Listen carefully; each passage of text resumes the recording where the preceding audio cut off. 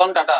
नाम ही तांकर केवल रतन नथिला से एक्चुअली भारतर जड़े रत्न थे से सीना आम गण ना आसत भिडियो जाना से कर गोटे महान काम विषय दिनकर घटना रतन टाटा कार रे कौन एक स्थान को बुलवाक जाते से किसी बाट जाइछन्ति कि नहीं वर्षा हेबा स्टार्ट हो गला हमर से गोटे जिंस लक्ष्य कले जे वर्षा हेउथाए किंतु गोटे छोट परिवार बाइक रे स्वामी स्त्री एवं ताकर गोटे छोट पिलाटे बसी करी वर्षा रे भिजी भिजी जाउछन्ति और सेही समय रे से निष्पत्ति नेले जे